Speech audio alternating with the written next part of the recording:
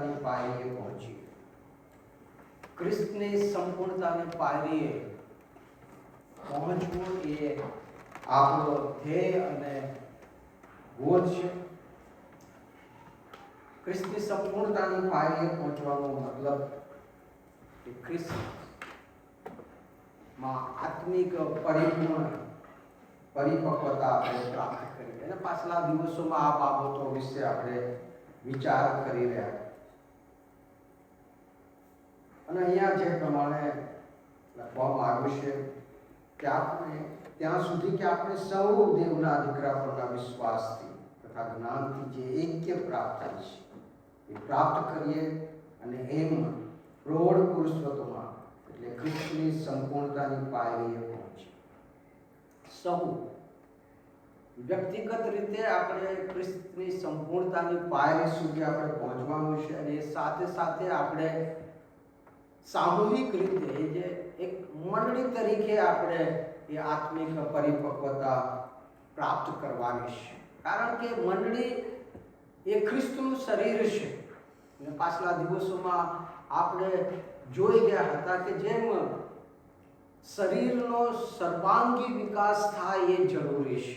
જ્યારે શરીરના દરેક અવયવો એક સાથે વિકાસ કરે છે, એક સાથે વૃદ્ધિ પામે છે, ત્યારે એ શરીર એ સંપૂર્ણ બને છે અને સારી રીતે કાર્ય કરી શકે છે. એ જ રીતે એ જ બાબત એ પ્રભુ ઈસુ ખ્રિસ્તનું શરીર કે જે આ મંડળી છે એને પણ એ જ રીતે એ લાગુ પડે છે. એમાં પણ ઈશ્વર એ ચાહે છે કે એના શરીરના દરેક અવયવો એ સાથે એ આત્મિક વૃદ્ધિ પામે, આત્મિક પરિપક્વતા પામે, આત્મામાં આગળ વધે. એ ઈશ્વરની ઈચ્છા છે.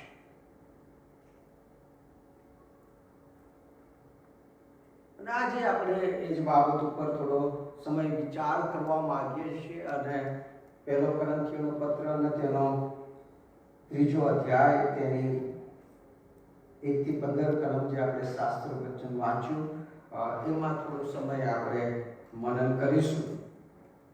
થોડું બેકગ્રાઉન્ડ આપણે જોઈ લઈએ કોરિન્થીયોના પત્રનો. આ કોરિન્થીયોનો જે પત્ર છે એ પાઉલ દ્વારા લખવામાં આવ્યો છે. પાઉલ એને જે ત્રીજી મિશનરી મુસાફરીમાં એફેસસમાં હતો, ત્યાંથી એફેસસમાંથી એણે AD 55માં એણે આ કોરિન્થીયોને મંડળીને પહેલો પત્ર તે લખે છે. કોરિન્થી મંડળીની અંદર ઘણા બધા પ્રશ્નો હતા. જૂથવાદ હતો, વિભાજન હતું, વિચારને લગતા પ્રશ્ન હતા, મૂર્તિ પૂજાને લગતા પ્રશ્ન હતા, નૈવેદ્ય ખાવા વિશે પ્રશ્ન હતા, પ્રભુ ભોજન વિશે પ્રશ્ન હતા, કૃપાદાનો વિશે પ્રશ્ન હતા. અને આ પ્રશ્નોનો ઉકેલ લાવવા માટે, આ પ્રશ્નોનો પ્રત્યુત્તર આપવાના માટે કે મંડળી એ કેવી રીતે ના મંદિરની અંદર કે મંડળી તરીકે કેવી રીતે વ્યવહાર કરવો જોઈએ માટે આ પત્ર લખવામાં આવ્યો છે. અને જ્યારે આપણે આ કોરિન્થી મંડળીનો વિચાર કરીએ છીએ ત્યારે આપણને બહુ આ મંડળી આપણને બહુ સારી રીતે લાગુ પડે છે. કારણ કે એ મંડળીમાં પ્રશ્ન હતા. શરૂઆતની પ્રથમની મંડળી હતી. પાઉલ જેવા પ્રભુના મહાન સેવક દ્વારા એને સ્થાપવામાં આવી હતી અને છતાં એમાં પ્રશ્ન હતા. અને એ બાબત આપણને બતાવે છે કે કોઈ મંડળી એ પરફેક્ટ નથી. એ જો કોરિન્થીની મંડળી કે જેને પાઉલે સ્થાપન કરી હતી, પાઉલે પાસ્ટર તરીકે ત્યાં રહેલા હતા, અને એ મંડળીમાં પણ જો પ્રશ્ન હોય તો આપણી મંડળીમાં બી પ્રશ્ન હોઈ શકે છે. અને બીજી બાબત કે આ મંડળી એ કૃપાદાનોથી ભરપૂર હતી. બધા પ્રકારના કૃપાદાનો હતા. અન્ય ભાષા હતો, પ્રબોધ કરતા હતા, ચિહ્નો અને ચમત્કારો થતા હતા. જે કૃપાદાનો છે, જે પવિત્ર આત્માના જે ગિફ્ટ છે એનાથી ભરપૂર મંડળી હતી. અને આ બધી મંડળીઓની અંદર સૌથી વધારે જો કોઈ પ્રશ્ન હતા તો આ કરંથી મંડળીમાં પ્રશ્ન હતા. અને એટલે એ બાબત પણ આપણને બતાવે છે કે આત્મિક કૃપાદાનો એ આપણી આત્મિકતાને દર્શાવતા નથી. આત્મિક કૃપાદાનોથી ભરપૂર મંડળી હતી અને સાથે સાથે પ્રશ્નો બી ભરપૂર હતા. આત્મિક કૃપાદાનો એ મંડળીની આત્મિક પરિપક્વતા નથી બતાવતી. પવિત્ર આત્માના ફળો એ મંડળીની આત્મિક પરિપક્વતા બતાવે છે. તો આપણે જોવા માંગે છે એ મંડળીનો જે પ્રથમ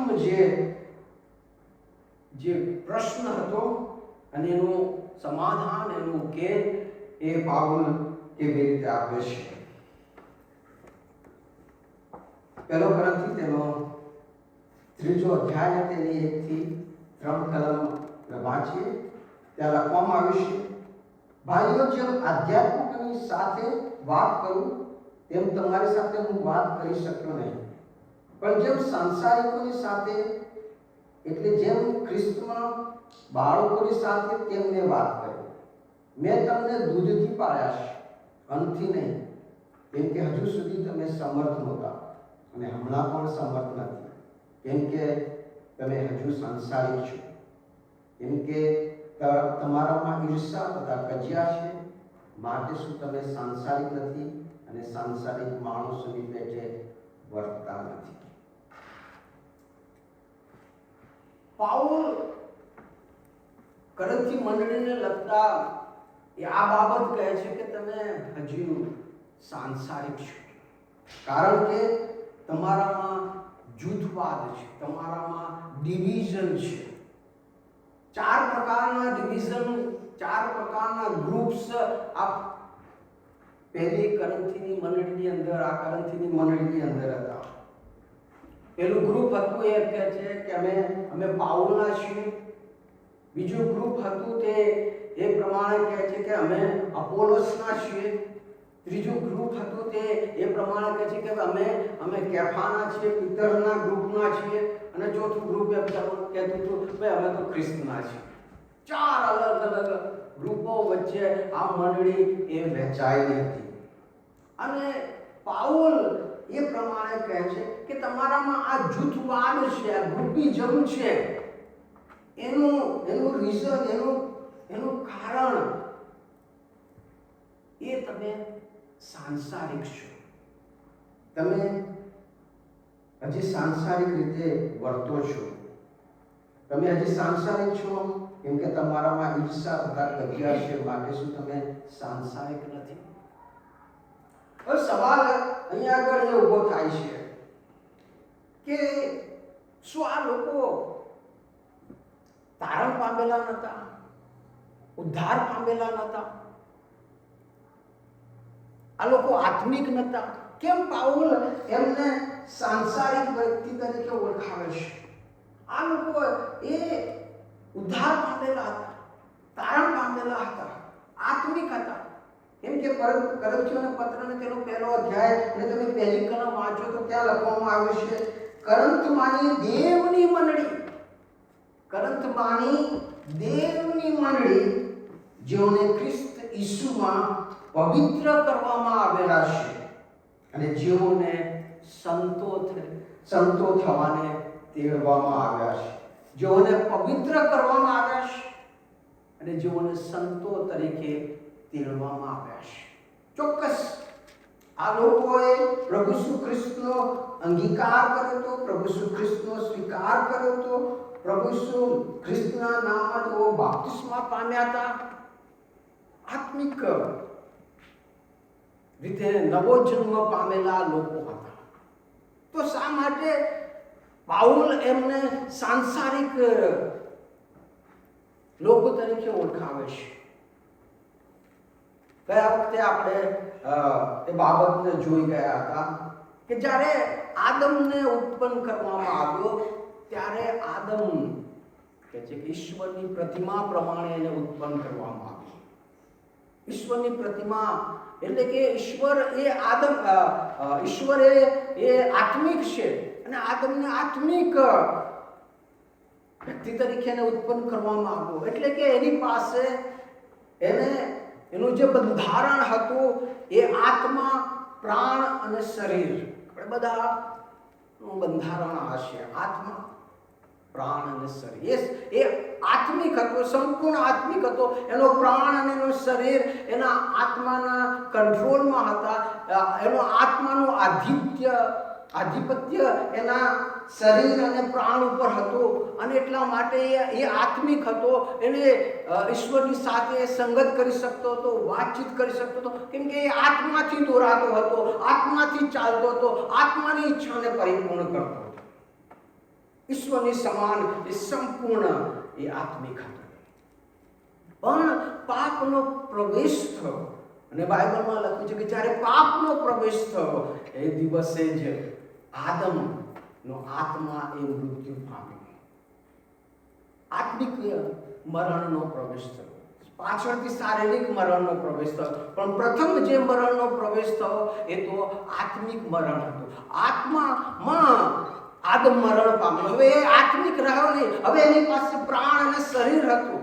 અને ત્યાર પછી જે આખી માનવ જાત જે ઉત્પન્ન થઈ એ માનવ જાતનું જે બંધારણ હતું એ હતું કે પ્રાણ અને શરીર હતો. આત્મિક રીતે આપણે મરેલા હતા, આપણો આત્મા મરેલો હતો અને એટલે જ આપણે એ પાપની અને ગુલામગીરીમાં હતા, દેહની ગુલામગીરીમાં હતા. આપણે દેહ પ્રમાણે આપણે જીવનારા લોકો હતા. જે પ્રમાણે આપણને પસંદ પડે, આપણને ગમે, આપણને શોભે એ રીતનું આપણે જીવન જીવનારા કોપના દીકરા આપણે હતા. પણ આપણે જોઈ ગયા કે ઈશ્વર કે જે અત્યંત પ્રેમથી જે આપણી પર પ્રેમ કરે છે, એ કરુણાનો ઈશ્વર એ પ્રભુ ઈસુ ખ્રિસ્તમાં રૂપમાં આ પૃથ્વી પર આવ્યા. આપણા માટે એમણે પોતાનું બલિદાન આપી દીધું, એમણે પોતાનું લોહી વહેવડાવી દીધું. એક કાલ્પનિક વધસ્તંભ પર એમણે આપણા માટે આપણા પાપની તમામ સજા અને શિક્ષા એમણે ભોગવી લીધી. અને જેમ આપણે એફએસયુના બીજા પત્રમાં બીજા અધ્યાયમાં આપણે વાંચીએ છીએ કે જ્યારે આપણે પાપોને અપરાધમાં મુયેલા હતા ત્યારે પ્રભુ ઈસુ ખ્રિસ્તમાં આપણને સજીવન કરવામાં આવ્યા. આત્મિક રીતે આપણને સજીવન કરવામાં આવ્યા, આત્મિક બનાવવામાં આવ્યા. અને કેવળ આત્મિક બનાવવામાં આવ્યા એટલું જ નહીં, પહેલો થેસલોનિકી તેનો 5મો અધ્યાય અને તેની 23મી કલમ એ પ્રમાણે કહે છે, હવે શાંતિનો દેવ પોતે તમને પૂરા પવિત્ર કરો ને આપણા પ્રભુ ઈસુ ખ્રિસ્તના આવતા સુધી તમારો આત્મા, પ્રાણ તથા શરીર સંપૂર્ણ તથા નિર્દોષ રાખવામાં આવે. બંધારણ બદલાઈ ગયું. આદમનું જે બંધારણ હતું આત્મા, પ્રાણ અને શરીર, એ સેમ બંધારણ જ્યારે આપણે પ્રભુ ઈસુ ખ્રિસ્તમાં આવ્યા, પ્રભુ ઈસુ ખ્રિસ્તનો અંગીકાર કર્યો, પ્રભુ ઈસુ ખ્રિસ્તને આપણે સ્વીકાર કર્યા, આપણે નવો જન્મ પામ્યા, અહીંયા આગળ આપણું બંધારણ બદલાઈ જાય છે. આત્મા, પ્રાણ અને શરીર આત્મિક રીતે હવે આપણને સજીવન કરવામાં આવે, આપણને આત્મિક બનાવવામાં આવ્યા છે. અને એટલે જ કહેવામાં આવે છે કે આપણે પ્રભુ ઈસુ ખ્રિસ્તમાં, જે કોઈ પ્રભુ ઈસુ ખ્રિસ્તમાં છે તે નવી ઉત્પત્તિ છે. નવી ઉત્પત્તિ શું છે? નવી ઉત્પત્તિ આ જ છે, પહેલી ઉત્પત્તિ કે જે આદમ હતો, પણ આદમના ઉલ્લંઘનના લીધે, આદમના પાપના લીધે એ પાપનો પ્રવેશ થયો અને આત્મિક મૃત્યુ આપણા જીવનમાં આવ્યું અને એ ઉત્પત્તિ નિષ્ફળ ગઈ. ત્યારે ઈશ્વરે એની અપરંપાર દયા અને કૃપાની અંદર એના મહાન પ્રેમને કારણે આપણને પસંદ કર્યા કે આપણે હવે એ નવી ઉત્પત્તિ બનીએ. અને એ આદમનું જે સ્થાન હતું, એ ઝાડના સ્થાને આપણને લાવીને મૂકી દીધા, આપણને આત્મામાં સજીવન કરવામાં આવ્યો, આપણા બંધારણને બદલી નાખવામાં આવ્યું. પહેલા હું પ્રાણ અને શરીર હતો, દેહની વાસનાઓ પ્રમાણે, દેહની ઈચ્છાઓ પ્રમાણે, દેહ પ્રમાણે હું જીવન જીવતો હતો. પણ પ્રભુ ઈસુ ખ્રિસ્તના મારા જીવનમાં આવવાથી મારા આત્માને સજીવન કરવામાં આવ્યો. હવે હું આત્મિક બન્યો અને હવે મારું બંધારણ છે, હું આત્મા, પ્રાણ અને શરીર. આ લોકોનું પણ સેમ બંધારણ હતું. એવો પણ આત્મિક હતા, એમનું બંધારણમાં આત્મા, પ્રાણ અને શરીર હતું. પણ જે પ્રશ્ન હતો, અને એ પ્રશ્ન એ હતો કે આત્મિક તો બન્યા, આપણને બાઇબલ બહુ સ્પષ્ટ કહે છે કે ઈશ્વર આપણને માપથી આત્મા નથી આપતો. થોડો વધારે આટલો નાનો સીગડો આત્મા કોઈને નથી આપતો. ઈશ્વરે આપણને ભરપૂરીપણામાં એનો આત્મા આપેલો છે. એવો આપ્યો છે, ભરપૂરીપણામાં એનો આત્મા. પણ એ આત્માને આપણા પ્રાણ અને શરીરની ઉપર એનો કંટ્રોલ આપણે આપવાનો છે. સાંસારિક હોવાનો મતલબ એ થાય છે કે આ લોકોની પાસે આત્મા તો હતો, પણ એ આત્મા એ પ્રાણ અને શરીરના કંટ્રોલમાં હતો. એ જ્યારે આપણામાં આત્મા આવે છે ત્યારે આ શરીરમાં એક આત્મિક યુદ્ધ શરૂ થાય છે. આત્મા એ શરીર અને શરીરના કામો ઉપર વિજય પ્રાપ્ત કરવા માટે પ્રયત્ન કરે છે. શરીર અને શરીરના જે બાબતો છે, શારીરિક જે ઈચ્છાઓ છે, એ આત્માની ઉપર વિજય પ્રાપ્ત કરવા માટે પ્રયત્ન કરે છે. અને આ બંને પરસ્પર એકબીજાના વિરોધી છે. એ આત્મિક યુદ્ધ આપણામાં શરૂ થાય છે. અને જે વ્યક્તિઓ આત્માના કામો દ્વારા દેહના કામોને મારી નાખે છે તેઓ વધારે આત્મિક બને છે. અને જે લોકો શારીરિક કામો દ્વારા, દૈહિક કામો દ્વારા, દૈહિકની ઈચ્છાઓ દ્વારા આત્માને દબાવી દે છે, એ લોકો વધારે દૈહિક બને છે, વધારે સાંસારિક બને છે. Amen, hallelujah. સમજ પડે છે બરોબર? આ લોકો આત્મિક, ડેફિનેટલી આત્મિક હતા, ઈશ્વરની મંડળીના સભ્યો હતા. પણ તેઓએ જે એમનામાં જે આત્મા હતો, જે ઈશ્વર તરફથી એમને મળેલો હતો, એ આત્માને એમને આત્મિક ખોરાક ના આપ્યો. એમણે આત્મામાં એ ચાલ્યા નહીં. અને પરિણામે એમનો જે દેહ અને પ્રાણ છે એનું કંટ્રોલ એમના આત્મા ઉપર હતો. અને એટલા માટે તેઓ પોતાની શારીરિક ઈચ્છાઓ પ્રમાણે, પોતાને ગમે, પોતાને પસંદ પડે, પોતાને યોગ્ય લાગે એવું જીવન જીવતા હતા. આત્મિક હોવા છતાં પણ તેઓ સાંસારિક હતા. અને મૂળ પ્રશ્ન એ આ છે. બાઇબલ બહુ સ્પષ્ટ કહે છે કે સાંસારિક માણસ એ આત્માની બાબતોને સમજી શકતું નથી અને ગ્રહણ કરી શકતું નથી. જો હું શારીરિક બાબતોથી દોડાતો હોય, મારો દેહ મારા આત્મા ઉપર કંટ્રોલ ધરાવે છે, મને ગમે, મને પસંદ પડે, મને યોગ્ય લાગે, મારી દ્રષ્ટિમાં જે સારું છે, મને જે એ મારી ઈચ્છા પ્રમાણે જ્યારે હું જીવું છું, એ સેલ્ફ સેન્ટર્ડ, એ સેલ્ફ ફોકસ જ્યારે હું જીવન જીવું છું, ત્યારે હું સાંસારિક બનું છું. અને આ સાંસારિક બાબત, જે સાંસારિક જે સ્વભાવ છે એ આ છે કે તમારામાં શું છે? ઈર્ષા છે, તમારામાં કજિયા છે, તમારામાં ભાગલા છે. આ જે સંસારના લોકો જે પ્રમાણે જીવે છે એ પ્રમાણે તમે જીવો છો. કેમ કે તમે તમારા આત્માને દાબી દીધો છે. મારી આત્મિકતા એ મારા મારી જે ડે ટુ ડે પ્રાયોરિટી છે એના દ્વારા એ પ્રગટ થાય છે. કઈ બાબતોને હું પ્રાયોરિટી આપું છું, કઈ બાબતો મારા જીવનમાં પ્રાધાન્ય છે. ઈશ્વર અને ઈશ્વરની બાબતો એ મારા જીવનની અંદર પ્રાધાન્ય છે કે પછી જગત અને જગતની વાનાઓ અને જગતની બાબતો એ મારા જીવનની પ્રાયોરિટી છે. જ્યારે જગતની વાના જગતની બાબતોને હું પ્રાયોરિટી આપું છું, હું સાંસારિક છું. ઈશ્વર અને ઈશ્વરની બાબતો અને ઈશ્વરના કાર્યને ઈશ્વરિક આત્મિક બાબતોને હું પ્રાધાન્ય આપું છું. હું આત્મિક બનું છું. હલો, આત્મિક પરિપક્વતા એ એક સિક્કાની બે બાજુ સમાન છે.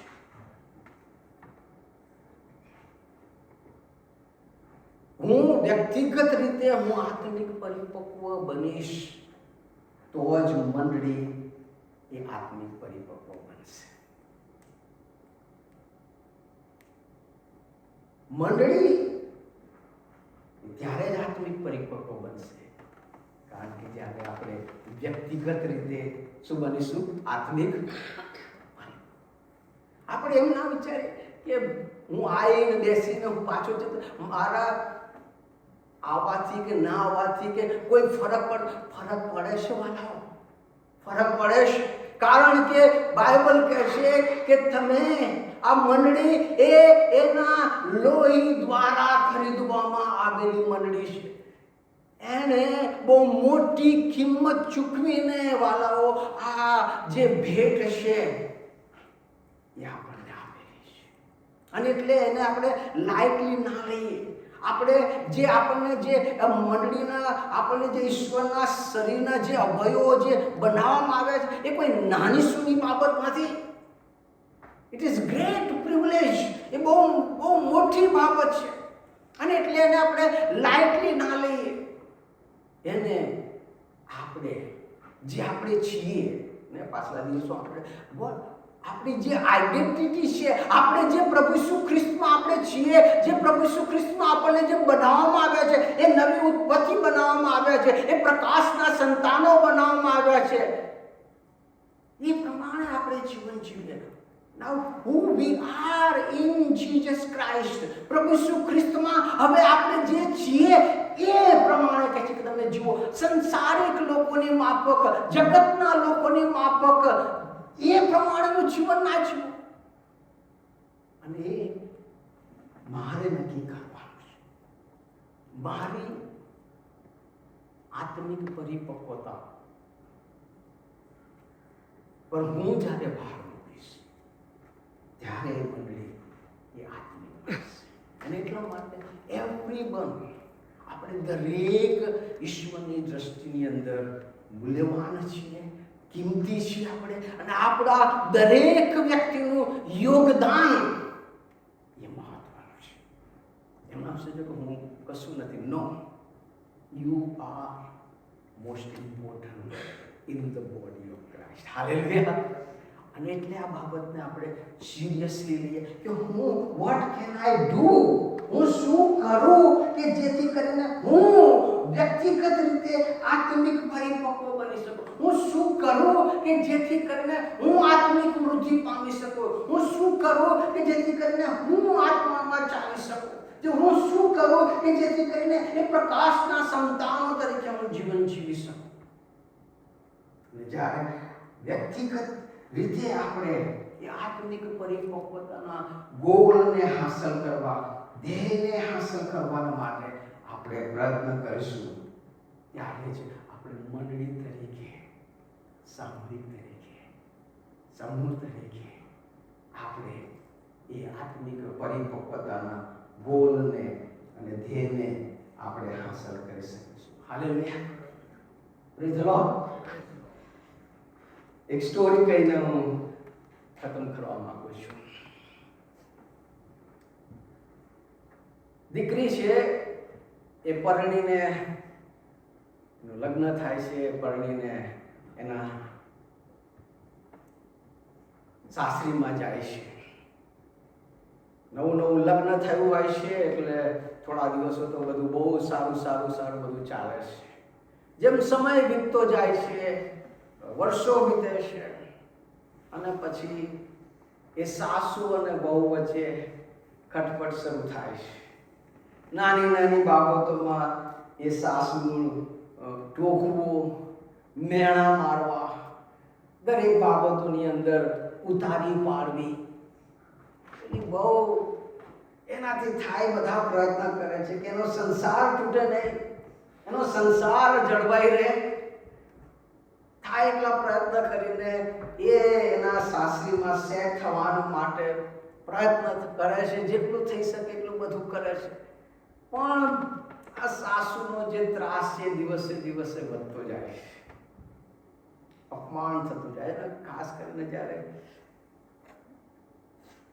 એના માતા પિતા વિશે જ્યારે કોઈને કહેવામાં આવે ત્યારે વધારે હર્ટ કરી જાય છે. અને એક સમય એવો આવ્યો કે જ્યારે સહનશીલતાની હદ આવી જાય છે. અને આ દીકરી એ પોતાના પિતાને ફોન કરે છે અને કહે છે કે પિતા, હવે મારાથી નહીં સહન થાય, મેં બહુ સહન કર્યું, પણ હવે એ સહનશીલતાની હદ આવી ગઈ છે, મારી સહનશીલતાની પરાકાષ્ઠા આવી ગઈ છે, હવે નહીં સહન થાય, નહીં દબાય મારાથી, પ્લીઝ તમે મને આવીને અહીંથી લઈ જાઓ. પિતા કહે છે કશો વાંધો નહીં દીકરી, હું છું ને, બેઠો છું ને, તારો બાપ છું. પણ કહે છે કે મને ફક્ત 30 દિવસ આપ. ફક્ત કેટલા દિવસ? 30 દિવસ આપ. 30મે દિવસે હું આવીને તને હું ત્યાંથી તારી સાસરીમાંથી લઈ જઈશ અને મારી સાથે રાખીશ. તું મારી પર બોજરૂપ નહીં બને. પણ આ 30 દિવસમાં તારે એક મારું કામ કરવા આવીશ, મારી એક શરત તારે માનવા આવીશ. આવતીકાલથી તારું જે વર્તન છે તારી સાસુ પ્રત્યેનું 30 દિવસને માટે તારે એને બદલી નાખવાનું. તારા સાસુ પાણી માંગે તેને દૂધ આપવાનું. તારા સાસુ જે કહે એના તારે આધીન થઈ જવાનું. એની તારે સેવા ચાકરી જે કંઈ થાય એ બધું તારે કરવાનું. ફક્ત 30 દિવસ, વધારે નથી, 30 દિવસ, ખાલી 30 દિવસ તારાથી થાય એટલી તારી સાસુની સેવા કર, થાય એટલું બધું કર. કે બહુ તો ખુશ થઈ ગયા, દીકરી તો ખુશ થઈ કે કઈ વાંધો નહીં, મારો 30 દિવસ કરવાનું છે ને, 30 દિવસ થોડું નાટક કરી લેવામાં શું વાંધો છે, ચાલો ને. હવે તો બીજા દિવસથી એ બધું શરૂઆત કરી દીધું. સાસુનું કે બધું કરવા લાગી ગઈ. સાસુના પગ દબાવે, માથું દબાવે, જે માગે બધા. એટલે સાસુ વિચાર કરવા લાગ્યા કે આ બહુનું મારી બહુને થયું છે શું? આટલું બધું બદલાણ ક્યાંથી આવ્યું? કામ કર્યું હશે, બદલાઈ ગઈ હશે. અને આ દીકરાનું બદલાણ જોઈને સાસુએ પણ પોતાના વર્તનમાં બદલાણ લાવવાનું ચાલુ કર્યું. પેલા ટોકતાક બંધ થઈ ગઈ, બોલવા ચાલવાનું બંધ થઈ ગયું. અને પછી દીકરીની જેમ એને એ સાસુએ બહુને ટ્રીટ કરવા લાગી. ઓ દીકરી, તારે બહુ કામ છે, આ તું થોડું ઓછું કર, હું કરી લઉં છું. અને 30 દિવસ પૂરા થતા થતા આ સાસુ ને વહુ એ બંને માં અને દીકરીની માફક રહેવા લાગ્યા. 30 દિવસ પૂરા થયા, પિતા આવી ગયા દીકરીના ઘરે અને દીકરી ચાલો તને લેવા આવી ગયો. કે પિતા, મારે હવે નથી આવવું. કારણ કે મને અહીંયા કોઈ તકલીફ નથી. અમે તો સાસુ બહુ માં અને દીકરીની માફક રહીએ છીએ. મારા વચ્ચે તો બહુ બધો પ્રેમ છે. અને મારે કે છે કે આવું તો સાસુ મને બીજી કોઈ જગ્યાએ મળે નહીં. મારે અહીંયા સાસુ મારે છોડવું નથી. હું તો અહીંયા જ રહેવાની, તમે તારે પાછા જાઓ. હાલેલુયા. કહેવાનો મતલબ એ છે, the moral of the story એ છે જ્યારે વહુએ પોતાના જીવનમાં બદલાવ લાવવાનું ચાલુ કર્યું.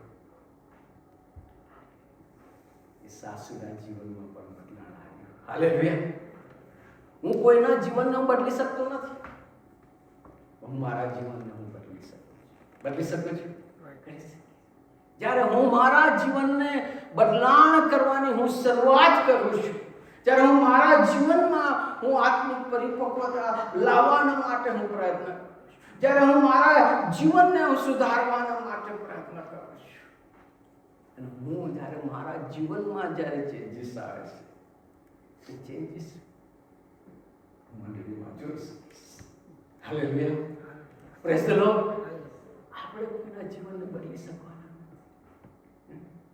બાઇબલ બહુ કહે છે ને, તારી આંખમાંનું તણકલું ન જતા તારા ભાઈમાંનું તારા આંખમાંનું ભારોટ્યું ન જોતા તારા ભાઈમાંનું તણકલું શું કામ જોવે છે? આપણને પેલું આપણું ભારોટ્યું નહીં દેખાતો, પણ આપણા ભાઈમાંનું તણકલું દેખાય છે. પાલાઓ પેલું ભારોટ્યું છે ને, અહીંયા છે ને, એને દૂર કરવાનું. જો હું મારા ભારોટિયાને દૂર કરીશ ને, મારા ભાઈનું તણકલું ઓટોમેટિક દૂર કરી શકે. આપણે હાલેલુયા. હું દરરોજ સવારે એક પ્રાર્થના કરું છું. પ્રભુ, મારી પાસે આ 24 કલાક છે. આ 24 કલાકનું જીવન મારી પાસે છે. ના જીવન તમે મને આપ્યું છે, આજનો દિવસ મને આપ્યો છે, તમારો આભાર માનું છું. ને આ 24 કલાક પ્રભુ મને એવું જીવન જીવવાના માટે મને કૃપા આપો. મને એવી સહાયતા કરો પ્રભુ કે આ 24 કલાક હું એવી રીતે જીવું કે હું કોઈકના માટે હું આશીર્વાદનું કારણ બની શકું, હું કોઈકના માટે આશીર્વાદનો જરિયો બની શકું, અને મારા જીવનથી આ પ્રાર્થના સાથે જ્યારે હું મારા જીવનની શરૂઆત કરું છું, ત્યારે હંમેશા હું એ તક શોધતો રહું છું કે હું શું કરું કે જેથી કરીને બીજાને માટે હું એક આશીર્વાદનું કારણ બની શકું. અને જ્યારથી મેં આ પ્રમાણે શરૂ કર્યું, મારા જીવનમાં ઘણું બધું બદલાવ. હાલેલુયા. Praise the lord. જે ઈશ્વર મને બદલી શકે છે, ઈશ્વર તમને પણ બદલી શકે છે. પવિત્ર આત્મા આપણને બદલવાના માટે, એ નવી ઉત્પત્તિ બનાવવાના માટે, એ પ્રકાશના સંતાનો બનાવવાના માટે એ તો તૈયાર છે, એ તો આતુર છે, એ તો રાહ જોઈને બેઠો છે. ખાલી આપણે એને આધીન થવાની જરૂર છે, એને કહેવાની જરૂર છે, હું આ તમને ગમે, તમને શોભે, તમને પસંદ પડે એવું જીવન જીવવાના માટે મને કૃપા. આટલી પ્રાર્થના આપણા જીવનોને એ બદલી નાખશે. આમેન. કરી શકીએ છીએ, કરી શકીએ છીએ. યસ. આપણે બીજું બધું ના કરીએ, પ્રાર્થના. પ્રભુ મને બદલ, જેથી કરીને એ બદલાવ બીજા લોકોના જીવનમાં હું જોઈ શકું. આમેન. આવકાર.